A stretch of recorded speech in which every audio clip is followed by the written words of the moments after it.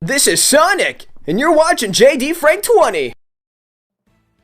What is up, everybody?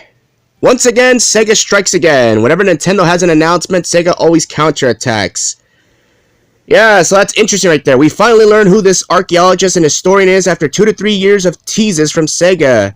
Even from Sonic Movie 3, she's Professor Victoria, a.k.a. Tori.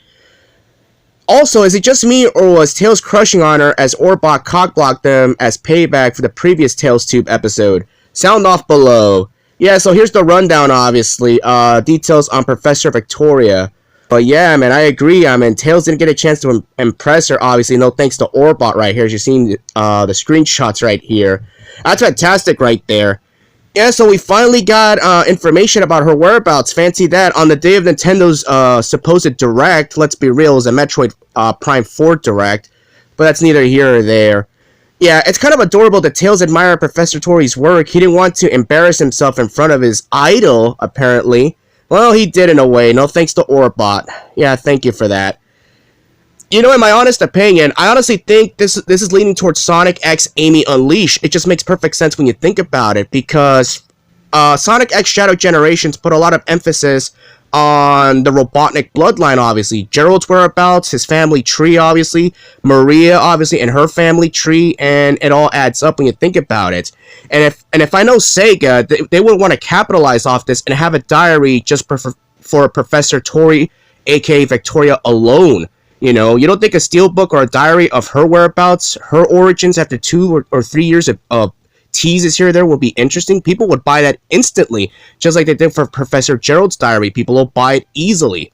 Look, for Sonic X Amy Unleashed, I honestly think it would make more sense to have Professor Victoria and Tails helping out Amy in her adventure. It just makes sense when you think about it, because if Professor Pickle is going to be too busy helping out Sonic and Chip and their side story, it would make more sense to have more of a female presence on Amy's story. It just adds up when you think about it. Plus, I mean, you already have Sonic Unleashed on the PC already. I made a take about this not too long ago.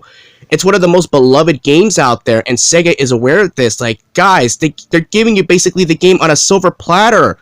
All you gotta do is do what you saw on that ROM, add Amy Rose, give her own side story, add Professor Victoria, add Tails in the hub world, and that's it. You're done. If you want to make more money off this, give her own diary, similar to Professor Gerald's diary. There, it's easy as that.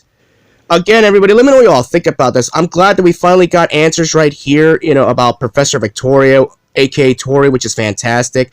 It's kind of adorable that Tails has a little crush on her, and of course, Orbot's involved. And by the way, speaking of Orbot, what game did he make his debut on? Sonic Unleashed. Although he was a different name back then, he had a different paint scheme back then, before Cubot appeared in Sonic Colors. So again, you know, everything's just adding up when you think about it. You know, all 3 of these characters, you can have them appear in Sonic X Amy Unleashed. Have Orbot make more of a presence in Amy's side story. I mean, why not? He did control 3 of Eggman's mechs, or 2 actually. So it would make more sense when you think about it. Let me know what you all think, and I gotta go. Peace out.